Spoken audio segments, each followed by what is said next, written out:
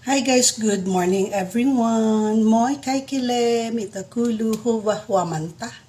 So for today's video and happy Tuesday.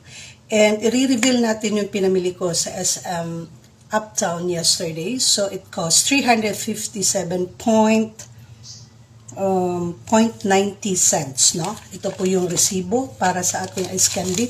So this is gonna be my 13th and 14th making of ice candy. At salamat po sa sumusuporta ng ating ice candy. And ito, balik na po ako sa first is the Mac Hornet. Bigyan ko kayo ng tips para kung gusto niyo mag ice candy. So we have Mac Hornet Extra Buko Pandan, 72.50 pesos. Ito po siya. Ito yung inahalo ko kaya siya masarap. And also meron akong isa yung food coloring. Ayaw nila ng masyadong green. So, okay, I bought another one. And also we have the Jerseys Evap is 34.95 pesos. So, bakit naman Jersey Evaporada. So, nagbili ako ng dalawa kasi gagawa tayo ng cookies and cream and buko pandan also, no? So, I will try my best na ma-perfect natin, no? So, for the 13th and 14th batch. Okay, ito po yun. So, we have 69.90 cents sa ating evaporada.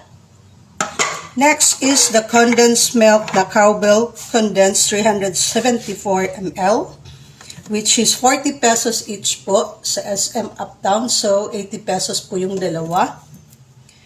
And also next, we have the brown sugar, SM brown sugar, 1 kilo, which is 84 pesos po.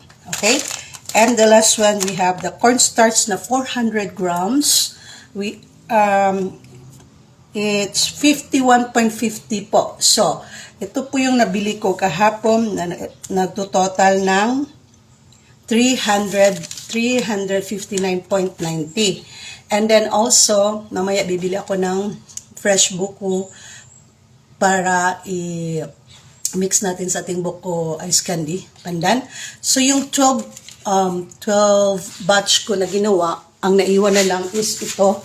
Kasi dinala na ni Kuya. Ito yung, saglit lang, i-flip natin. Hindi nyo makikita, ha? Wait.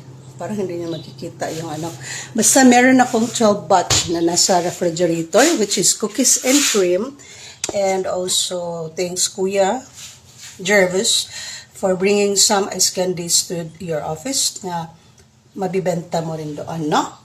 And also, sa tindahan nila Shala Store, sa auntie niya na si Madam Mercy, and to my Auntie Mercy also, and to the kids, sa mga neighbors namin na bumibili ng ice candy. Salamat po sa small business support. And then also, ilalako natin, ipapalako natin yung ice candy, no?